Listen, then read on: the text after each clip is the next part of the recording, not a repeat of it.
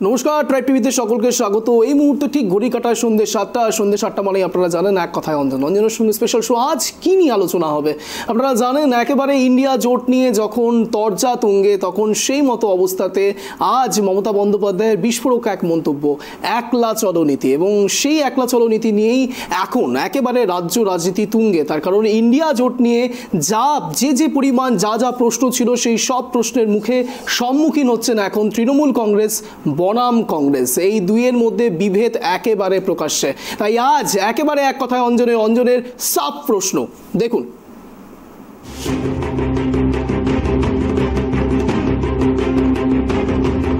স্তরের হাল টালমাটাল কেন? আমার দ্বিতীয় প্রশ্ন, দীর্ঘদিনের এত বৈঠক যদি একলা চলনীতিতে এসে দাঁড়ালো তবে বৈঠকের অর্থ কি ছিল? আমার তৃতীয় প্রশ্ন, মুখে এত জোটের হিসেব কিন্তু কাজে কোনো ন্যায় যাত্রাতে শুধুই মুখে খার্গে শুধুই কি লাল ইঙ্গিত প্রকাশ করছে, তালেজ দেওয়া হচ্ছে না। বিষয় নিয়ে আলোচনায় আসবো, আগে এক বিশেষ উপস্থাপনা করবো, তারপর দেখুন। ভোটাটোল বাংলা শোনা মমতা বিস্ফোরণে যে আবার রাজনীতি উপাধ্যায় আজ এক নিয়ে দিলেন কংগ্রেস আটি নেই, বাংলায় তৃণমূল একাই লড়বে। এই ঘোষণায় তোলপাড় সৃষ্টি হয়েছে রাজনৈতিক মহলে। মমতার দাবি, কংগ্রেস তাদের আসন ভাগ নিয়ে প্রস্তাব প্রত্যাখ্যান করেছে, তাই বাংলায় একা লড়ার সিদ্ধান্ত নেওয়া হয়েছে। তিনি আরও বলেন, আমার সঙ্গে কারো কোনো কথা হয়নি, আমরা গোড়াতেই প্রস্তাব দিয়েছিলাম, ওরা প্রথম থেকেই প্রত্যাখ্যান করেছে, তখনই দল সিদ্ধান্ত নেয় বাংলায় একা লড়বো আমরা। জাতীয় পর্যায়ে জোটের ভবিষ্যৎ নিয়েও অস্পষ্টতা তৈরি করেছেন মমতা। জাতীয় স্তরে কি হবে ভোটের পর ভাববো, আর জোট কারো একার নয়, আমরা আঞ্চলিক দলগুলো একজোট, ওরা একা 300 আসনে লড়াই করুক, দাবি মমতার। বাকি আসনে আঞ্চলিক দলগুলি লড়বে, সেখানে কেউ নাক গলাতে পারবে না, সেখানে হস্তক্ষেপ করলে আমরাও বুঝে নেব, আমরা ধর্মনিরপেক্ষ দল। কিন্তু এখন কোনো কথা নেই, আমি মিথ্যে বলতে পারবো না, কোনো কথা হয়নি, কেউ রাজনীতি করছেন। মমতার এই ঘোষণার পর ইন্ডি জোটের ভবিষ্যৎ অনিশ্চিত হয়ে পড়েছে। কংগ্রেস যদি মমতার সত্য মেনে না নেয় তাহলে জাতীয় পর্যায়েও জোট ভেঙে যেতে পারে। অন্যদিকে বিজেপি এই পরিস্থিতি কাজে লাগানোর চেষ্টা করবে বলেই মনে করছেন বিশ্লেষকরা। আর এই ঘটনায় রাজনৈতিক মহল তোড়পাড়। বিরোধী দলগুলো মমতার এই সিদ্ধান্তের সমালোচনা করেছে। তাদের অভিযোগ, বিজেপির বিরুদ্ধে লড়াইয়ে দুর্বল হয়ে পড়বে বিরোধী শিবির। তবে তৃণমূল নেতারা বলেছেন, একাই বাংলায় জয়লাভ করবে তৃণমূল। রাজ্যে এবং জাতীয় পর্যায়ে রাজনৈতিক পরিস্থিতি কি মোড় নেয় সেদিকে তাকিয়ে রয়েছে সবাই। অন্যদিকে এই বিষয়ে অধীর রঞ্জন চৌধুরীর সঙ্গে কথা বলতে গেলে তিনি ক্যামেরার সামনে মেজাজ হারিয়েছেন। দেখুন। পশ্চিমবঙ্গে কি জানি না, কংগ্রেস কমিটির নেতারা তাদেরকে কি? গৌরবের প্রতিবেদন, ট্রাইব টিভি।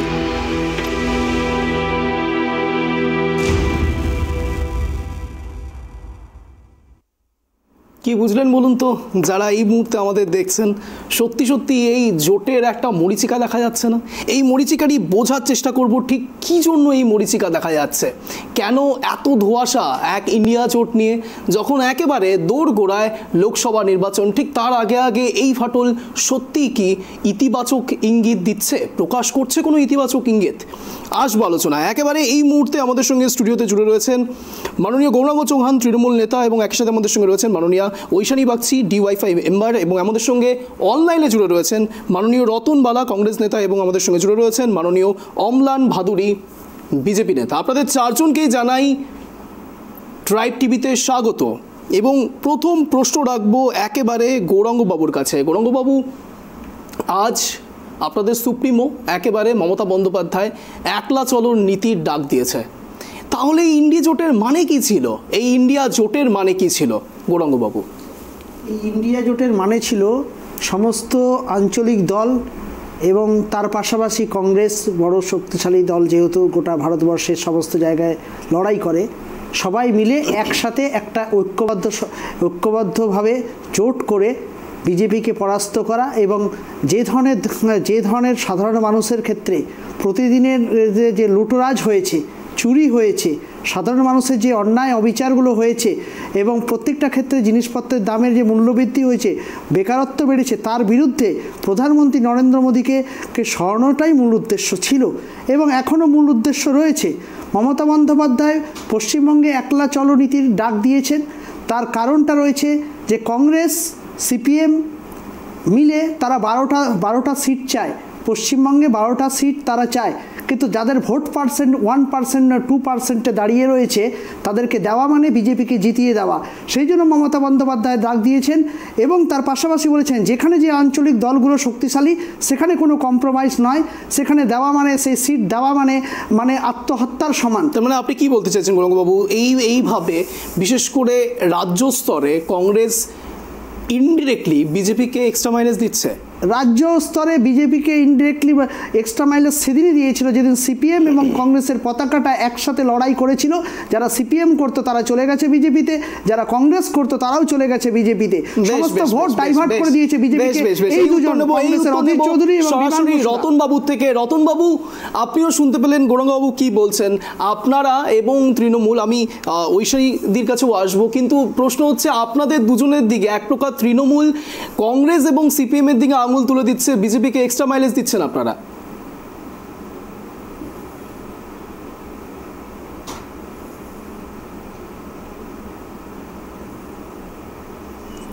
রতনবাবু, আমার কথা শোনা যাচ্ছে?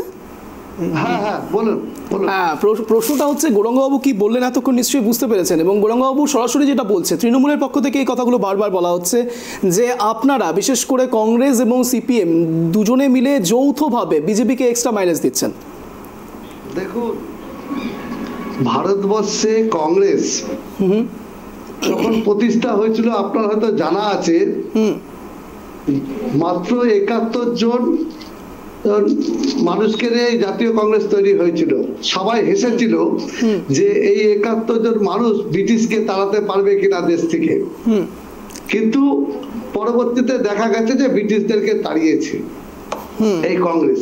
তো কংগ্রেসের কাউরির কাছে দয়া দাক্ষিণ্যতার দরকার নাই। কিন্তু রতনবাবু, আপনি যেই সময়কার কথা বলছেন সেই সময় অনেক বাঘা বাঘা হাই প্রোফাইল নেতা আপনাদের ছিল, কিন্তু এই সময়তে দাঁড়িয়ে আপনাদের নেতা কে? শুনুন, আমি বলি, আমাদের আজকে যে বিষয়টা, আজকে জোটের মরীচিকা আপনি যেটা রেখেছেন, হ্যাঁ, ভুল কিছু রেখেছে কি? ভারতবর্ষের জাতীয় কংগ্রেস, ঠিক আছে, এটা একটা সর্বভারতীয় দল। সেই দলের কতগুলো নীতি আদর্শ অনেক কিছু মেনে আমাদের চলতে হয়। সেই দলে হাইকমান্ড আছে এবং রাজ্য সভাপতিরা আছে, সমস্ত কিছু মেনে আমরা চলি। হাইকমান্ডের কথা মানেন? হ্যাঁ, দেখুন, কংগ্রেস দেশের স্বার্থে অনেক রাজ্যে নিজেকে হারিকাটে চাপিয়ে দিয়েছে। আজকে বলুন তো, যে তৃণমূল দল আজকে বড় বড় কথা বলছে পশ্চিমবাংলায়, আজকে তৃণমূল দলটা সৃষ্টি হয়েছে কংগ্রেস থেকে ভেঙে গিয়ে তৃণমূল দলের সৃষ্টি হয়েছে। আজকে আপনি দেখুন, কংগ্রেস কিন্তু কোনো সময় বিজেপির সাথে কোনো জায়গায় সমঝোতা করেনি, কিন্তু তৃণমূল দলটাকে দেখবেন আপনি, মমতা ব্যানার্জি মুখ্যমন্ত্রী, তিনি কিন্তু বিজেপির সাথে সংসার করেছেন, রাজনৈতিকভাবে বিজেপির মন্ত্রিসভার মন্ত্রী ছিলেন। দেখুন রতনবাবু, আপনি বলছেন যে কংগ্রেসের সঙ্গে বিজেপির কোন রকম আতিথেয়তা সেই রকম নেই বলছেন, কিন্তু একেবারে আমার এখানে একটা প্রশ্ন রয়েছে রতনবাবু আপনাকে, যে কানাঘোষা শোনা যাচ্ছে, দোষ দেবেন না প্লিজ, কানাঘোষা শোনা যাচ্ছে কৌস্তব বাগচির ব্যাপারে, নিশ্চয়ই আপনিও জানেন, আপনিও শুনেছেন কৌস্তব বাগচির বিষয়ে, সেই বিষয়ে কি বলবেন? কে কৌস্তব বাগচি, শোনেন, কে কৌস্তব বাগচি, কে কি বললো, সেটা সর্বভারতীয় জাতীয় কংগ্রেসের যারা মুখপাত্র, এবং আপনাকে বলি, আমাদের যে প্রদেশ নেতা অধীর রঞ্জন চৌধুরী প্রথমেই বলে দিয়েছে, অঞ্জন দা আপনি জানেন যে পশ্চিম বাংলায় মমতা ব্যানার্জি জোট চায় না, জোট ছেলে পরে জোট হতো, কিন্তু মমতা ব্যানার্জি প্রথম থেকেই জোট চায় না। আপনারা কয়টা সিট জিততে পারবেন পশ্চিমবঙ্গে? দেখুন, এনসিওর করুন, আপনারা কয়টা সিট জিততে পারবেন? আগে এনসিওর করুন। জিততে পারবেন না, আপনাদেরকে সিট দিয়ে দেওয়া হবে কি করে ভাবলেন? আপনাদেরকে জিততে পারবেন না, সিট দিয়ে দেওয়া হবে, এটা আপনারা ভাবছেন কি করে?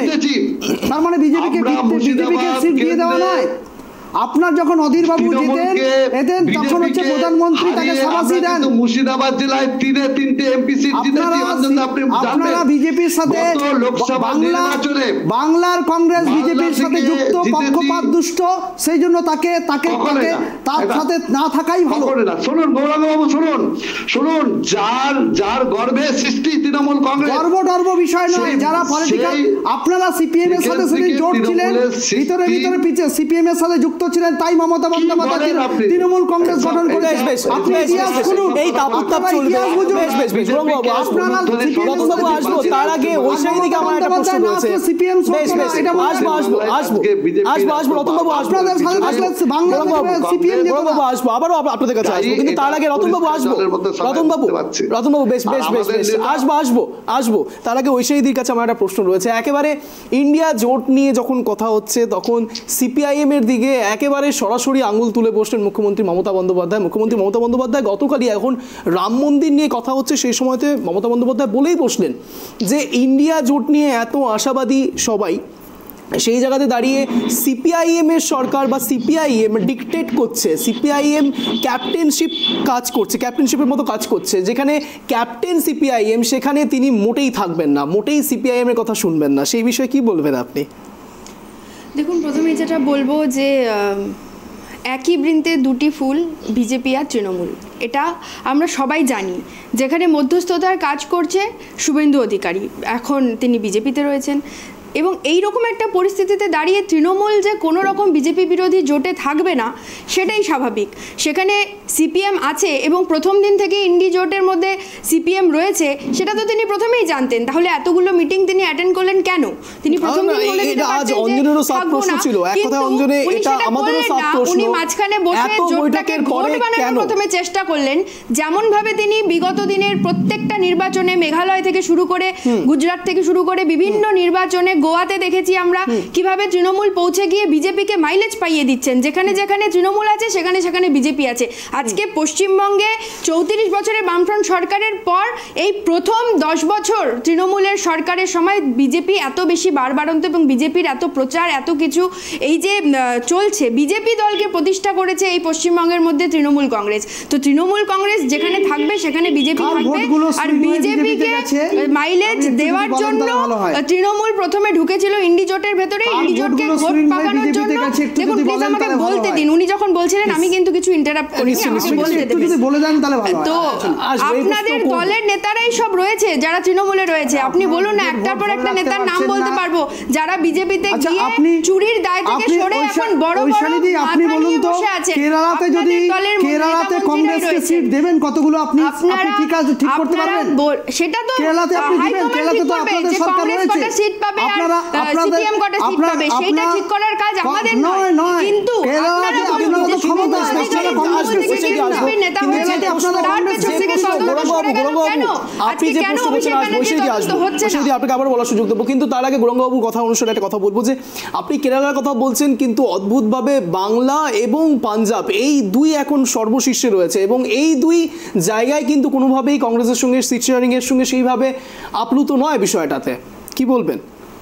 দেখুন, শুধুমাত্র বাংলা আর পাঞ্জাব, আমি বাংলা এবং পাঞ্জাবের বিষয় যদি থাকে তাহলে সব জায়গাতেই ওরা যেরকম করে সিট শেয়ারিং এর কথা, জোটের নীতি অনুসারে জোট যখন হয়েছিল, এটা জোটটা এবারই প্রথম একটা নাম দেওয়া হয়েছে, সেই নামটা মমতা বন্দ্যোপাধ্যায় দিয়েছেন সবার সাথে দেখে। নাম দিয়ে কি হলো? শোনো, আমি কথা বলি, নাম দিয়েই তো বিজেপি সব থেকে বেশি প্রবলেমে পড়েছে। কিন্তু আজকে ইন্ডিয়া জোটটাকে ইন্ডি জোট নামে নাম দিচ্ছে, এবং সব থেকে বড় কথা মমতা বন্দ্যোপাধ্যায় কখনোই নয়, মমতা বন্দ্যোপাধ্যায় একমাত্র নেত্রী যিনি হচ্ছে বিজেপির চোখে চোখ রেখে একে সংগ্রাম করছেন বিজেপির অন্যায় অবিচার অত্যাচারের বিরুদ্ধে। পেট্রোল ডিজেলের দাম ডিমনিটাইজেশনের সময় মমতা বন্দ্যোপাধ্যায় এই বিষয়ে কি বলেছে একবার শোনাচ্ছি আপনাদের, শুনুন। আমার কোনো কথা হয়নি, কারোর সাথে আমার কোনো কথা হয়নি, এবং আমি প্রস্তাব দিয়েছিলাম, ওরা প্রথম দিনই প্রত্যাখ্যান করেছে। তখন থেকে আমাদের দল সিদ্ধান্ত নিয়েছে আমরা বাংলায় একা চলি। ইভেন ওরা যে আজ থেকে র্যালি করেছে আমাদের একবার অ্যাজ এ ম্যাটার অফ কার্সি, আমি ইন্ডিয়ার অ্যালায়েন্স আমাকে একবার জানিয়েছে দিদি আপনার রাজ্যে যাচ্ছি, না জানাইনি। না, আমার কোনো কথা হয়নি, কারোর সাথে আমার কোনো কথা হয়নি। প্রস্তাব দিয়েছিলাম, ওরা প্রথম দিনই প্রত্যাখ্যান করেছে। তখন থেকে আমাদের দল সিদ্ধান্ত নিয়েছে আমরা বাংলায় একা চলব। ইভেন ওরা যে আজ থেকে র্যালি করেছে, আমাদের একবার অ্যাজ এ ম্যাটার অফ কার্সি আমি ইন্ডিয়ান অ্যালায়েন্স আমাকে একবার জানিয়েছে দিদি আপনার রাজ্যে যাচ্ছি, না জানাইনি।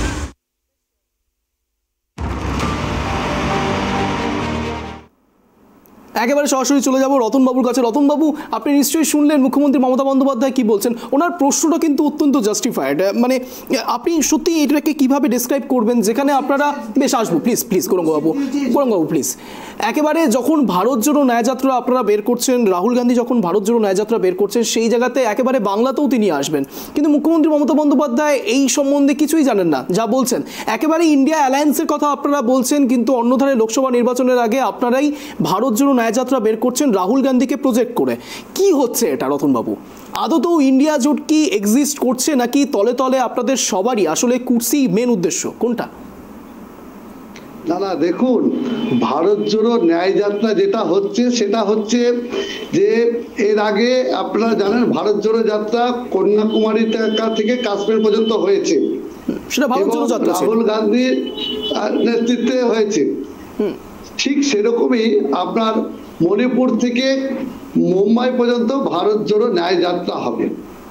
এটা অনেক আগে থেকে ঘোষণা করা হয়েছে এবং আপনি জানবেন আমাদের প্রদেশ কংগ্রেস সভাপতি মিডিয়ার সামনে এবং প্রতিদিন মিডিয়ার সামনে বলছেন যে ভারত জোড়ো ন্যায় যাত্রায় আপনারা সবাই যোগদান দিবেন এবং আমাদের নেতা রাহুল গান্ধী তিনিও কিন্তু মিডিয়ার সামনে বলেছেন ভারত জোড়ো ন্যায় যাত্রায়।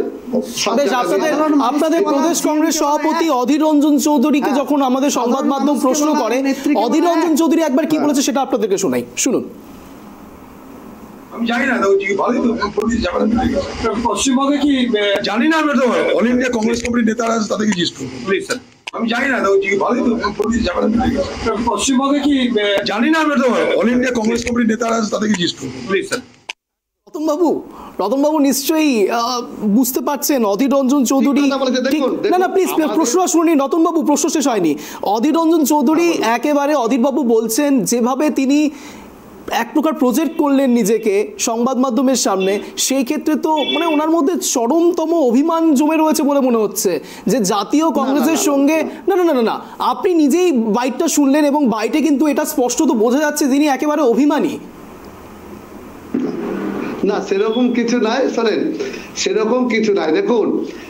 দেখুন ভারত জোড়ো ন্যায় যাত্রা যেটা হচ্ছে আমাদের সর্বভারতীয়, সবসময় অঞ্জনদা গুলিয়ে ফেলতে হবে না। দেখুন আমরা একটা পার্টির হচ্ছে সর্বভারতীয় দল, আঞ্চলিক দল না। আপনি আঞ্চলিক দলের সাথে সর্বভারতীয় দলকে গুলিয়ে ফেলতে হবে না। না অদ্ভুতভাবে রতনবাবুর ভোটটা তো আপনারা বারবার বিজেপিতে দিয়ে এসেছেন।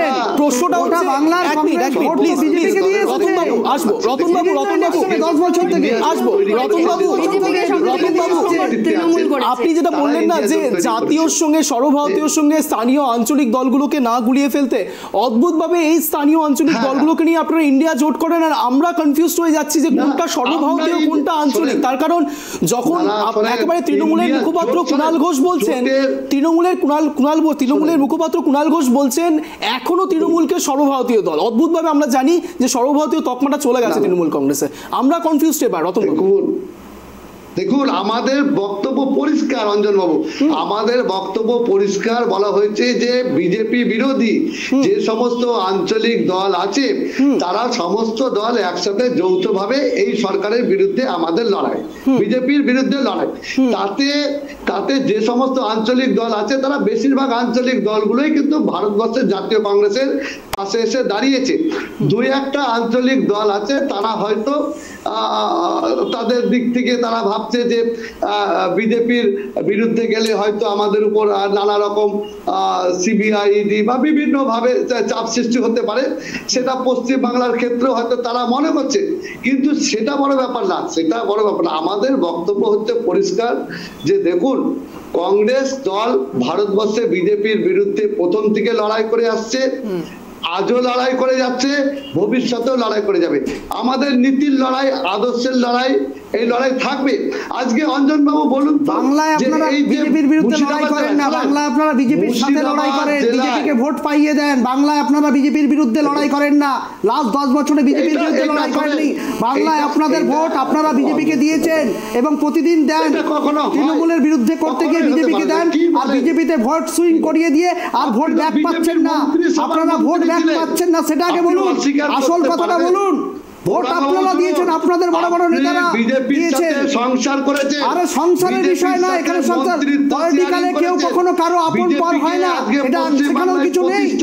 আপনারা ভোট দিয়েছেন লোকসভা, বিধানসভা, পঞ্চায়েত, পৌরসভা, সব জায়গায় আপনারা বিজেপিকে ভোট দিয়েছেন। এখন আর খোঁজাতে পারছেন না, সেটা বলুন। বিজেপিকে ভোট দিয়ে আসছেন, বাংলায় করে চাইবে যে বিজেপি একটা প্রশ্ন করে প্রশ্নটার উত্তর নেব, বিরতির পরে এসে উত্তর নেব। কিন্তু ঐশ্বরীদির কাছে যে প্রশ্ন নিয়ে একেবারে বিরতিতে যাবো, ঐশ্বরীদি এত কিছু তো দেখছেন, একেবারে ইন্ডিয়া অ্যালায়েন্সের কি ভবিষ্যৎ সেটা কিন্তু ট্রাইব টিভি স্ক্রিনে ফুটে উঠছে। আপনার কাছ থেকে এই রিয়াকশন নেব, কিন্তু সময় এখন একটা ছোট্ট বিরতির, ফিরছি বিরতির পর, কোথাও যাবেন না, সঙ্গে থাকুন।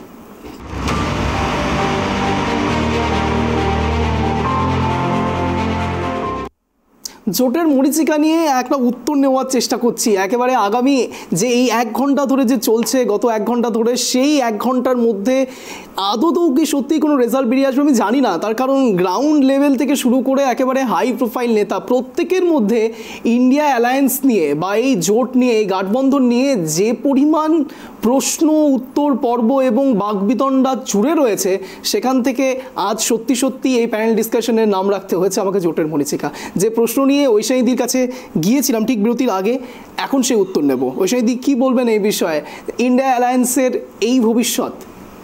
দেখুন, ইন্ডিয়া অ্যালায়েন্সের ভবিষ্যৎ যে ভীষণ ভালো সেটা বোঝাই যাচ্ছে, কারণ সেইটা থেকেই বিজেপি প্রথমে পাঠিয়েছিল মমতা ব্যানার্জিকে যে এই ইন্ডি জোটকে ঘোট পাকাতে, অথচ এই ঘোট পাকাতে পারেনি বলে আজকে তিনি বলছেন না সরে এসো এখান থেকে। মমতা ব্যানার্জি এখান থেকে সরে এসে পশ্চিমবঙ্গে লড়াই করছে। এই সিট ভাগ নিয়ে যে কথা বাকবিতণ্ডা, আমার মনে হয় যে সিট ভাগের বিষয়ে তখনই কথা বলা যায় যখন একটা দল আঞ্চলিক দল থেকে বেরিয়ে অল ইন্ডিয়া জায়গায় বসতে পারে। ইন্ডি জোটের মধ্যে যেসব দলরা রয়েছে তাতে আঞ্চলিক দলের মতো এক তৃণমূল কংগ্রেস একটা আঞ্চলিক দল, সেও রয়েছে। তো এই একটা অঞ্চলের কটা সিট রয়েছে সেই নিয়ে এত বাকবিতণ্ডা দরকার নেই। আমি আবারও বলছি, তৃণমূলের মুখপাত্র কুণাল ঘোষ কিন্তু সেটা মানছে না যে তারা আঞ্চলিক দল। তারা আঞ্চলিক দল, তৃণমূল মানুক না মানুক এটা আঞ্চলিক দল, এটা আমরা সবাই জানি। তাই এটা নিয়ে বিতর্কের কোনো জায়গা নেই। আর সেইখানে দাঁড়িয়ে এই সিট ভাগের লড়াইটা, এটা শুধু একটা লোক দেখানো লড়াই। মমতা ব্যানার্জি এই জোট থেকে বেরিয়েই যেতেন। আমরা জানি প্রথম দিন থেকে বামফ্রন্ট তথা সিপিআইএম এই কথাই বলে আসছে যে মমতা ব্যানার্জি তৃণমূল কোনোদিনই এই জোটের মধ্যে থাকার নয়। কারণ আমরা বলছি যে তৃণমূল এবং বিজেপি দুটো আসলে একটাই দল এবং একটা কয়েনের এপিট একটা কয়েনের ওপিট। না হলে কিভাবে দাঁড়িয়ে আজকে পশ্চিমবঙ্গে আপনারাই বলুন, যে যেখানে আপনি জানেন হয়তো যে করণদিঘিতে একটি স্কুল চলাকালীন সেখানে আমরা দেখেছি রাম মন্দির তার প্রতিষ্ঠার উৎসব পালন হচ্ছে।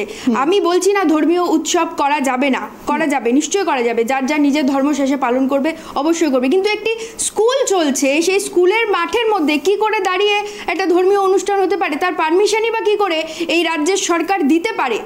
অর্থাৎ এখানে বোঝাই যাচ্ছে যে কিভাবে তৃণমূল আর বিজেপি আসলে একটাই দল।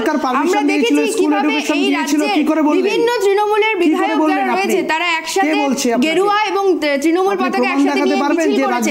আমরা দেখেছি কিভাবে আজকে মালদার হরিশ্চন্দ্রপুরে তৃণমূলের মিছিল এবং বিজেপির মিছিল কিভাবে এক হয়ে গেছে। আমাদের সঙ্গে ইতিমধ্যে বিজেপি নেতা অম্লান আপনাকে স্বাগত জানাই ট্রাইব টিভিতে। আসবো একেবারে আমাদের সঙ্গে প্লিজ আমাদের সঙ্গে এই মুহূর্তে জুড়ে গিয়েছেন মাননীয় অম্লান ভাদুরী, বিজেপি নেতা। অম্লানবাবু, আপনাকে স্বাগত ট্রাইব টিভিতে। সব থেকে বড় যে কথা অম্লানবাবু, আপনার কাছেই সরাসরি আসবো প্রশ্ন নিয়ে, যে এই ইন্ডিয়া জোট নিয়ে এত বাকবিতণ্ডা চলছে, আপনাদের যারা হাই প্রোফাইল নেতা রয়েছেন তারা প্রত্যেকে বলছেন এই ইন্ডিয়া জোটের ভবিষ্যৎ আগে থেকেই তারা জানতেন। আচ্ছা, আপনারা কি এই জন্যই অত্যন্ত ঠান্ডা মাথায় রয়েছেন? আপনারা কি আগে থেকেই জানতেন যে এই ইন্ডিয়া জোটের ভবিষ্যৎ এই পর্যায়ে এসে দাঁড়াবে, নাকি আপনারা সত্যি এই ঘটনাটার একটা আগে থেকে আভাস পেয়েছিলেন বলে এবং তার কারণে আপনারা তার জন্য এক্সট্রা মাইলেজও পাচ্ছেন? কি মনে করেন?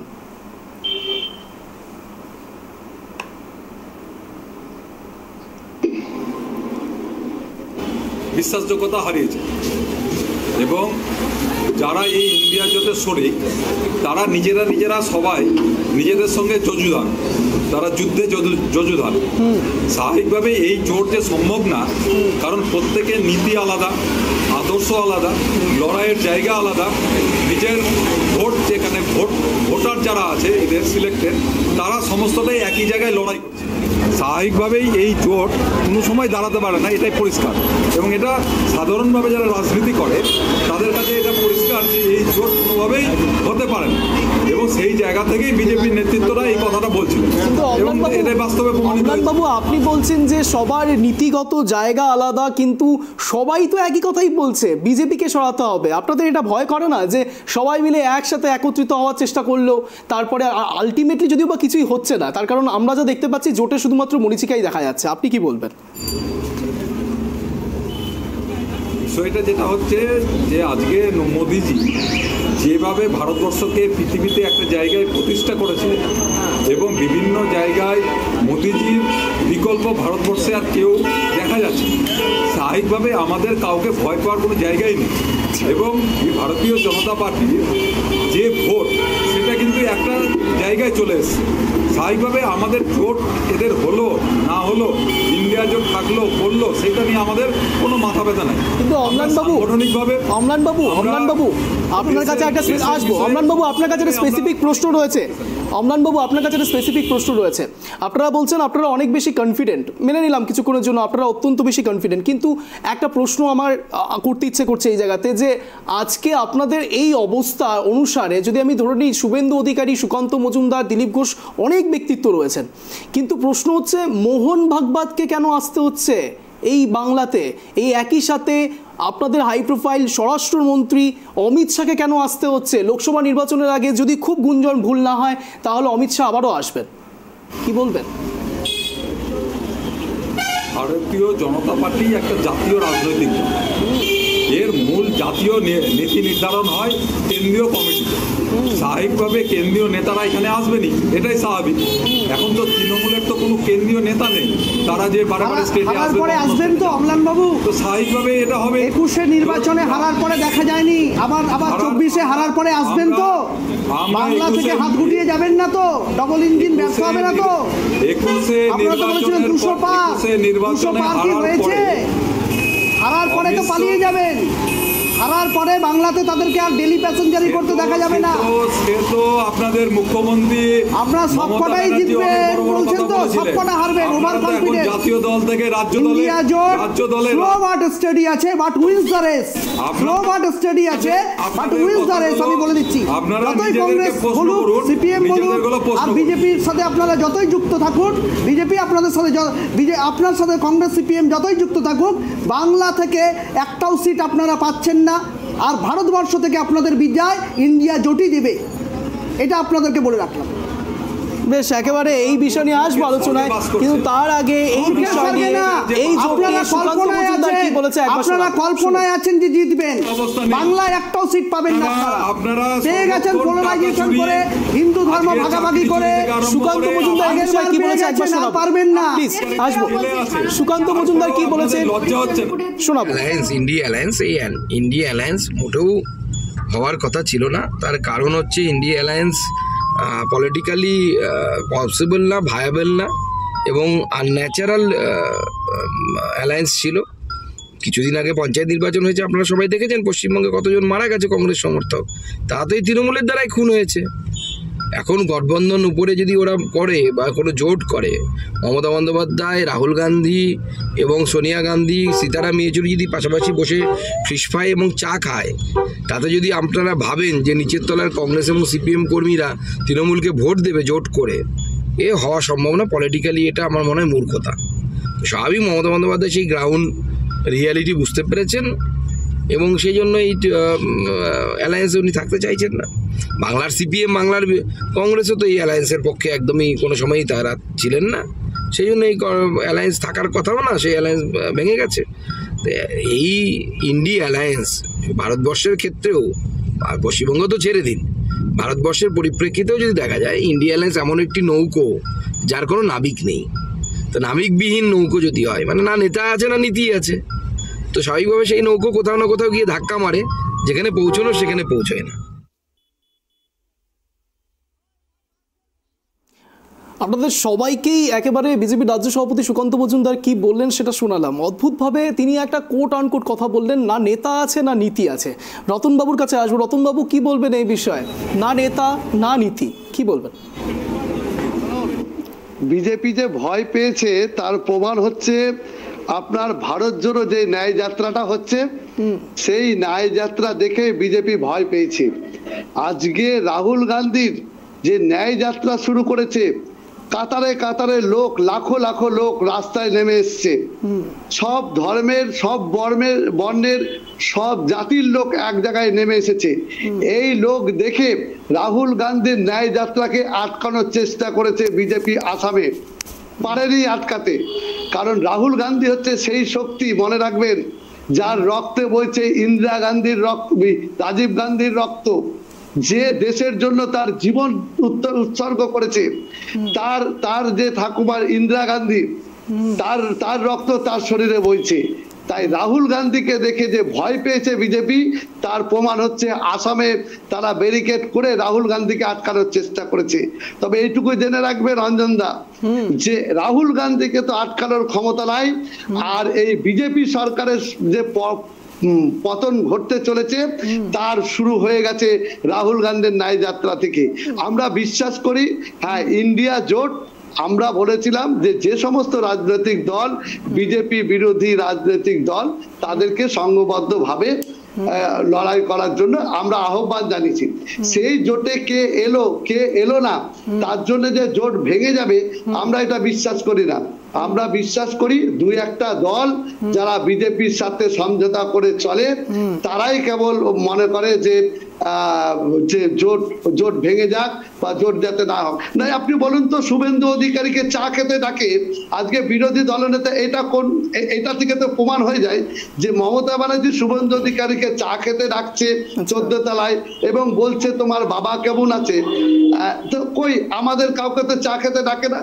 আজকে সোনিয়া গান্ধীর সাথে দেখা করতে তো দিল্লিতে যান না, উনি আম খাওয়াতে যান মোদিকে, হলুদ গোলাপের ফুল দেয় মোদিকে, ওই সোনিয়া গান্ধীর সাথে তো দেখা করেন না।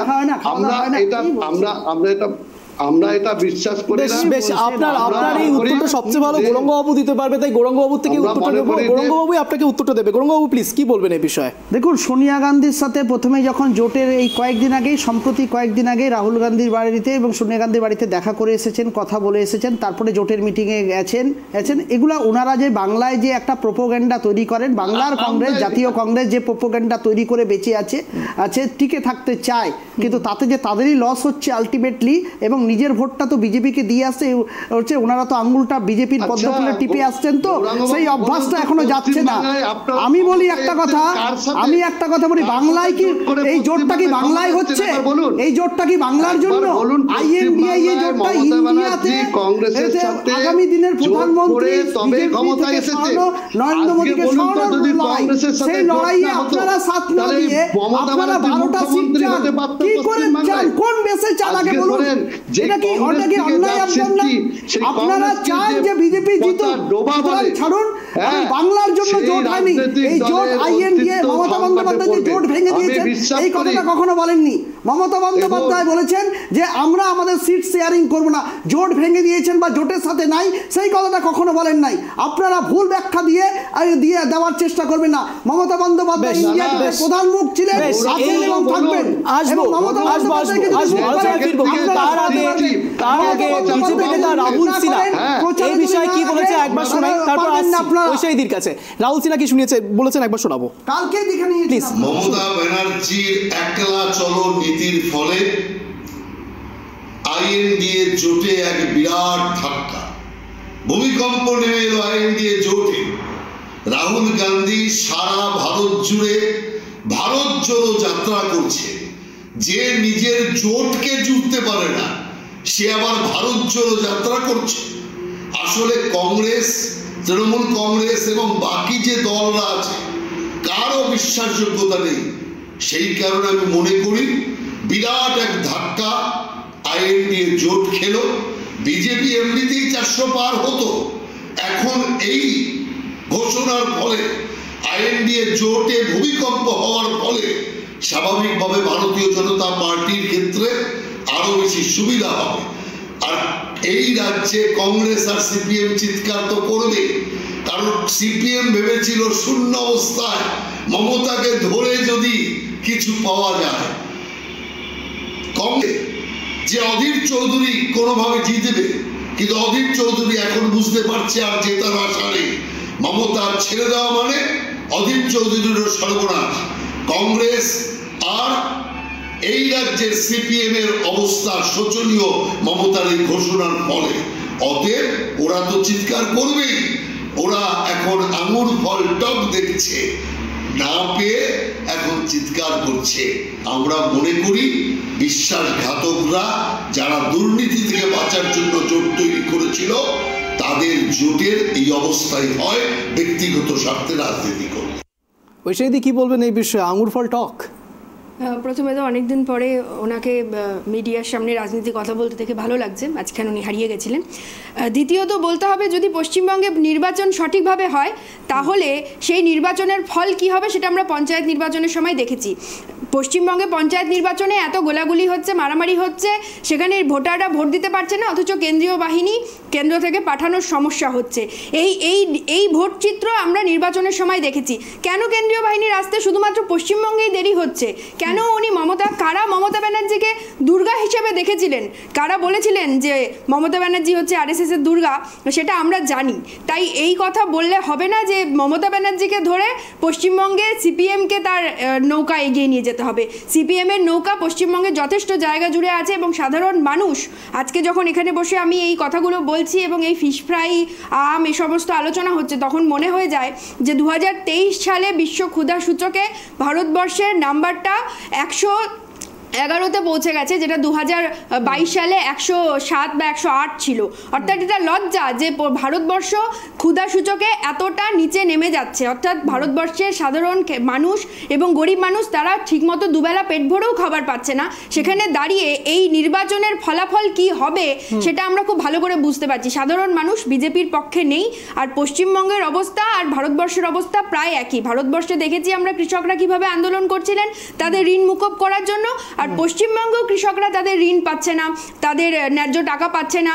তাই পশ্চিমবঙ্গের কৃষকদের অবস্থা কোথায়? আজকে জিনিসপত্রের দাম মূল্যবৃদ্ধি যেখানে পৌঁছেছে সেটা যেভাবে কেন্দ্রে বাড়ছে সেভাবে রাজ্যে বাড়ছে। অর্থাৎ তৃণমূল আর বিজেপির এই যে চক্রান্ত দেশ এবং রাজ্যকে শেষ করে দেওয়ার, সেটা আমরা জানি। তাই সঠিকভাবে যদি নির্বাচন হয় তাহলে কি হবে তার ফলাফল সেটা ওনাদের কাছ থেকে শুনতে হবে না আমাদেরকে।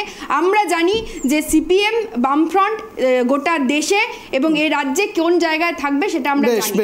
অম্লানবাবুর কাছে আসবো, অম্লানবাবুর কাছে আসবো। বিজেপি এবং তৃণমূল নিজেদের মধ্যে এই যে একেবারে যে কথা বলছেন, একেবারে ঐশাইদি যে কথা বলছেন, ঐশাইদি আসবো।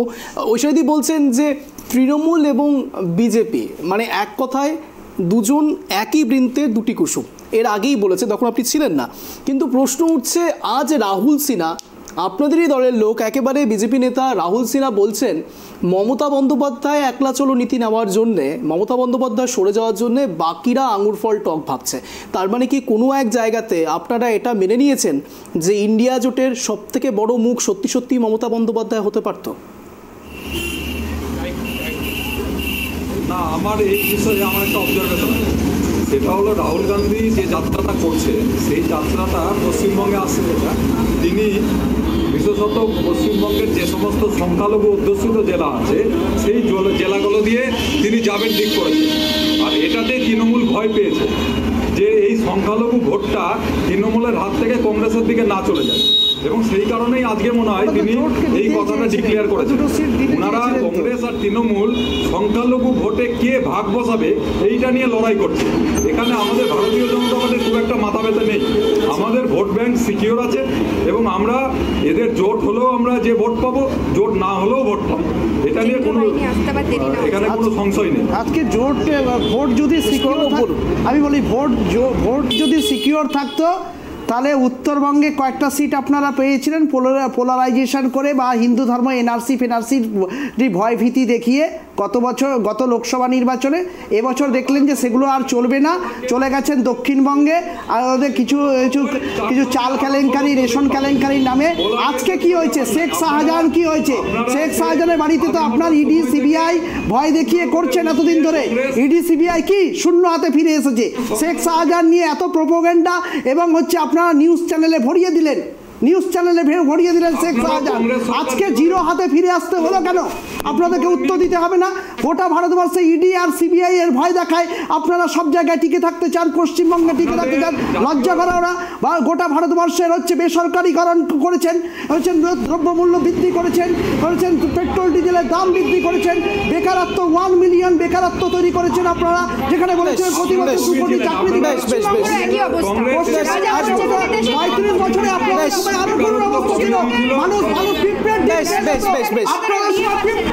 এই বিষয়ে আসবো, এই বিষয়ে আবারও ফিরবো, কিন্তু এই বিষয়ে অগ্নিমিত্রা পাল কি বলেছে একবার শোনাই, তারপর আসছি আলোচনায়। শুনুন। বুঝতেই পারছেন যে এই ইন্ডি জোট তারা কোন দিকে রয়েছে আর কি তাদের অবস্থান মানুষের মধ্যে। আজকে যে মুখ্যমন্ত্রী যে মমতা ব্যানার্জি এত কথা বলছিলেন 31শে ডিসেম্বরের মধ্যে সমস্ত সিট শেয়ারিং ইকুয়েশনস হয়ে যাবে, তিনি আজকে বলেই দিলেন যে কারোর সাথে উনি সিট শেয়ারিং করবেন না। তাহলে কিসের জোট? উনি যেখানে পশ্চিমবঙ্গে সিট শেয়ারিং করবেন না, তাহলে উনি সর্বভারতীয় ক্ষেত্রে কিসের অ্যালায়েন্স পার্টনার? কারণ পশ্চিমবঙ্গের বাইরে তো আর কোথাও টিএমসি নেই যে হ্যাঁ আমি ওয়েস্ট বেঙ্গলে কোনো সিট শেয়ারিং করবো না, কিন্তু আমি গোয়াতে সিট শেয়ারিং করবো, আমি ত্রিপুরাতে সিট শেয়ারিং করবো, আমি উত্তরপ্রদেশে সেরকম তো কোনো, তাদের তো কোনো প্রেজেন্স নেই। সুতরাং এইটাই হচ্ছে তার অবস্থা, এটাই হচ্ছে আসলে ইন্ডি জোটের অবস্থা। একজন ওইদিকে যাচ্ছে তো আরেকজন এদিকে যাচ্ছে। আজকে রাহুল গান্ধী 25 তারিখে ঢুকবেন, আগামীকাল তিনি পশ্চিমবঙ্গে আসবেন, সেটা নিয়েও নাকি উনি বলেছেন যে ওনাকে আমন্ত্রণ জানানো হয়নি, ওনার অভিমান হয়েছে। আপনি সিট শেয়ারিং করবেন না, আপনি কাউকে জায়গা দেবেন না, অথচ আপনি এক্সপেক্ট করবেন যে আপনাকে ইনভাইট করা হবে। কেন গুয়াহাটিতে তো রাহুল গান্ধীর যখন র্যালি হয়েছে তখন তো টিএমসিও ছিল, তার মধ্যে সিপিএমও ছিল, অফকোর্স কংগ্রেস তো ছিলই। সুতরাং এদের নীতি একদিকে, তারা একদিকে, আর বিলো দ্য টেবিল তারা সবাই এক। সুতরাং সিট শেয়ারিং হোক না হোক আমাদের তাতে কিছু এসে যায় না, সিট শেয়ারিং করুক না, সবাই সিট শেয়ারিং করে আপনারা মোদিজির এগেনস্টে লড়ুন। ভারতবর্ষের মানুষ, সারা পৃথিবীর মানুষ দেখুক আপনাদের কত দম আছে। আপনাদের কি কিছুটা সুবিধা হলো? বললাম না, আমাদের কাছে মানে এগুলো কোনো ফ্যাক্টরই নয়।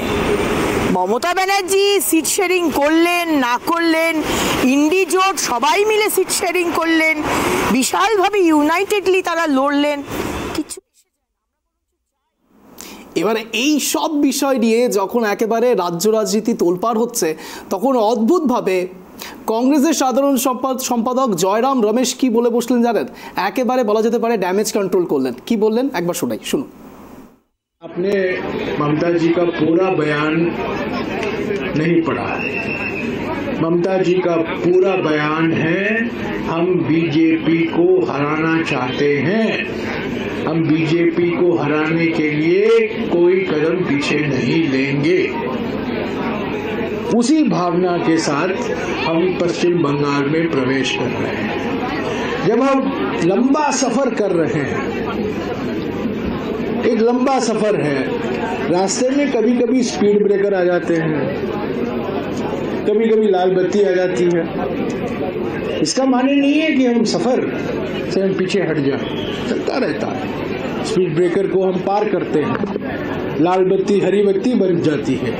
और कल यही सवाल राहुल जी से पूछा गया था, यही सवाल, और राहुल जी ने स्पष्ट उत्तर दिया कि ममता जी इंडिया गठबंधन,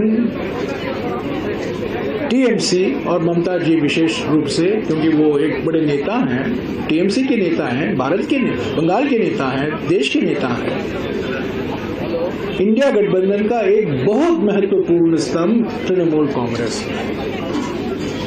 हम ममता जी के बिना इंडिया गठबंधन की कल्पना नहीं कर सकते। রতনবাবু একেবারে অন্তিম আসবো একেবারে অন্তিম লগ্নে চলে এসেছি, সবাইকে স্ট্যান্ড পয়েন্ট রাখার সুযোগ দেব, কিন্তু স্ট্যান্ড পয়েন্ট রাখার সুযোগ তো দেবো, কিন্তু রতনবাবুর কাছেই আসবো, একেবারে স্ট্যান্ড পয়েন্ট নিয়েই। রতনবাবু, যেখানে আপনারা একেবারে তর্কতর্কি করছেন, আপনারা বলছেন মমতা বন্দ্যোপাধ্যায় এই, মমতা বন্দ্যোপাধ্যায় সেই, তৃণমূল সরকার এমন, কিন্তু আপনাদের জাতীয় স্তরে জাতীয় নেতৃত্বরা তো একেবারেই উল্টো কথা বলছে মমতা বন্দ্যোপাধ্যায় ছাড়া ইন্ডিয়া গাঠবন্ধন ভাবাই যায় না। আপনার 1 মিনিট সময় শুরু হচ্ছে এখন, প্লিজ কেউ ইন্টারাপ্ট করবেন না, বলুন। দেখুন, ভারতবর্ষে যে ইন্ডিয়া জোট তৈরি হয়েছে, সেই জোটটা তৈরি করার পিছনে ভারতবর্ষের জাতীয় কংগ্রেসের যারা দিগ্গজ নেতা তারা নিজেরা বসে এই জোট তৈরি করেছে। এখন মমতা ব্যানার্জি হচ্ছে পশ্চিম বাংলার মুখ্যমন্ত্রী, তিনি একটা আঞ্চলিক দলের নেতা, তাই ওনাকে এই জোট বার্তা জাতীয় কংগ্রেসের পক্ষ থেকে ওনাকে দেওয়া হয়েছে। উনি সেটা কিভাবে গ্রহণ করবে কি করবে না সেটা ওনার ব্যাপার, কিন্তু একটা জিনিস মনে রাখতে হবে যে যখন তৃণমূলের সাথে জোট ছিল না, বিজেপির সাথে তো আমরা সারা জীবনই লড়াই করে এসেছি, আগেও লড়াই করব। আজকে মুর্শিদাবাদ জেলা, মালদা জেলায় কিন্তু আমরা জিতেছি, তৃণমূলের সাথে বিজেপির সাথে লড়াই করে কিন্তু আমরা এই সিটগুলো জিতেছি। তাই আমরা আগামী দিনেও এইটুকু বিশ্বাস করব, কে আমাদের সাথে জোটে থাকবে কে থাকবে না সেটা বড় কথা নাই। পশ্চিমবাংলার কংগ্রেস তার নিজের ক্ষমতায় এখানে লড়াই করবে এবং পশ্চিমবাংলায় কংগ্রেস ক্ষমতায় জিতবে। আমাদের নেতা অজিত চৌধুরী, এবার আসবো একেবারে ঐশীদির কাছে। ঐশীদি, কি বলবেন? জাতীয় স্তর রাজ্য স্তর সব তো মিলেমিশে একাকার, এবং জোটের মরিচিকা তো কিছুতেই কাটছে না। আপনার 1 মিনিট সময় শুরু হচ্ছে এখন, বলুন। দেখুন, জোটের মরিচিকার কিছুই নেই। মমতা ব্যানার্জি মরিচিকা তৈরি করার চেষ্টা করেছিলেন, কিন্তু সেটা তিনি পারলেন না, তাই তিনি সরে যাচ্ছেন। এবং মমতা ব্যানার্জি যতই জোটের মধ্যে থাকবে না, সেটা জোটের জন্য ভালো এবং জোটের ভবিষ্যৎ খুব ভালো। তাই আমরা থ্যাঙ্কফুল যে মমতা ব্যানার্জি নিজেই এই জোট থেকে সরে যাচ্ছে। এবং দ্বিতীয় কথা যেটা বলবো, যে আজকে আলোচনার বিষয়ে এসব তো নিশ্চয়ই ঠিকই আছে, নেতাদের বাকবিতণ্ডা চলবে, কিন্তু দেশের যে মূল বিষয়গুলো, মূল্যবৃদ্ধি থেকে শুরু করে বেকারত্ব থেকে শুরু করে এই ক্ষুধার সূচকে নিচে নেমে যাওয়া, সেগুলো নিয়ে আলোচনা হওয়া আরও বেশিভাবে দরকার। সেই আলোচনা থেকে বিজেপি এবং তৃণমূল সুকৌশলে সরিয়ে দেওয়ার চেষ্টা করছে ভারতের এবং পশ্চিমবঙ্গের মানুষকে, সুকৌশলে। সেই রাজনীতি বন্ধ করার জন্য, এই ইন্ডি জোটকে ঘোট পাকানোর জন্য মমতা ব্যানার্জি যে কৌশলগুলো নিয়েছে তার থেকে সরে আসা ভীষণভাবে প্রয়োজন। এবং সিপিএম এই লড়াইয়ে মমতা ব্যানার্জির বিরুদ্ধে এবং বিজেপির বিরুদ্ধে প্রথম দিন থেকে লড়ে গেছে, এবং এই রাজ্য এবং দেশ সব জায়গায় সিপিএম লড়াই করছে এবং করে যাবে। তাই এই জোটের ফল এবং জোটের ভবিষ্যৎ খুবই ভালো হবে। তৃণমূল না থাকলে এই জোটের ভবিষ্যৎ আরো বেশি ভালো হবে। ইন্ডি জোটের ভবিষ্যতে এই একেবারে ক্ষুধা জিনিসের দাম, অনেক বিষয় নিয়ে কথা হলো। যদি রাজ্যে গণতন্ত্রটাই না থাকে, তাহলে এই ক্ষুধা জিনিসের দাম এত কিছু থাকবে কি করে? আর নেতারাই যদি ফিক্স আপ না হয়, তাহলে নেতাদেরকে প্রশ্নটাই বা করবো কি করে? একেবারে চলে যাবো সরাসরি চৌহানবাবুর কাছে। গৌরাঙ্গবাবু, আপনার 1 মিনিট সময় শুরু হচ্ছে এখন। এত তোপ ডাকছে আপনাদের বিরুদ্ধে, কি বলবেন? 1 মিনিট সময় শুরু হলো। মহাভারতে একজন শকুনি ছিল, পশ্চিমবঙ্গে জোটের ক্ষেত্রে একটা শকুনি আছে, অধীর চৌধুরী, যার জন্য এটা বিভিন্নভাবে ঘোট পাকানোর চেষ্টা করছে। আর সিপিএম সহযোগিতা করছে, কারণ তারা দুজন মিলে একসাথে বিজেপিকে ভোট দিয়েছে বাংলার ক্ষেত্রে। অন্য ক্ষেত্রে কি করছে আমার দেখে লাভ নাই। তো এখানটায় জোট কখনোই ভাঙে নাই। মমতা বন্দ্যোপাধ্যায় বিজেপির সাথে 1:1 লড়াই করবেন, কারণ তার 56% ভোট রয়েছে, যে বিজেপিকে হারাবেন, হারিয়ে দিয়ে কেন্দ্রে থেকে নরেন্দ্র মোদীকে সরানোটাই ইন্ডিয়া জোটের মূল উদ্দেশ্য।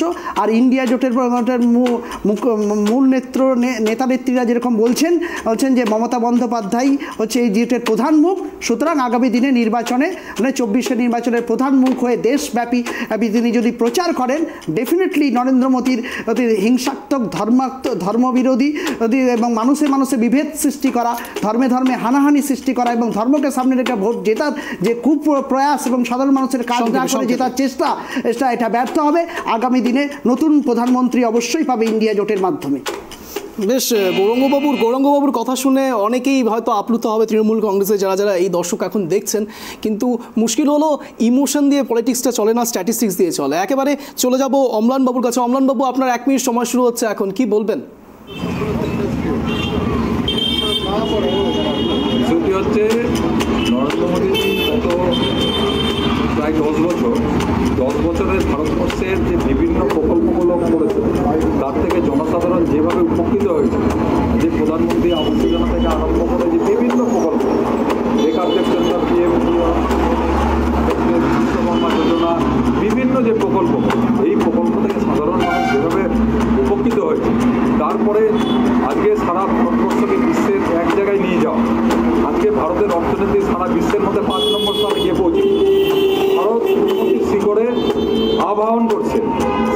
স্বাভাবিকভাবে এই অবস্থায় জনসাধারণ মোদিজির অল্টারনেটিভ কাউকে ভাবতেই পারছে না ভারতবর্ষের জনসাধারণ। স্বাভাবিকভাবেই আমরা নিশ্চিত যে আমরা এই 24-এর লোকসভা ভোটে আমরা 400-র উপরে সিট বিনা প্রয়াসেই আমরা লাভ করব।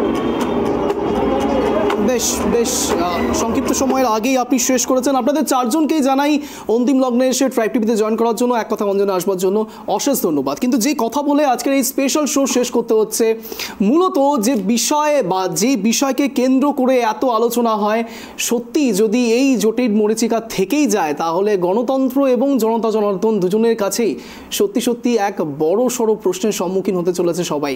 এবং এই প্রশ্ন দিয়েই আজকের এই স্পেশাল শো শেষ করতে হচ্ছে। আর এরকমই টান 1 ঘন্টার শো দেখার জন্য ঠিক সন্ধ্যে 7টায় নজর রাখতে হবে ট্রাইব টিভির পর্দায় এক কথায় অঞ্চলে। ধন্যবাদ।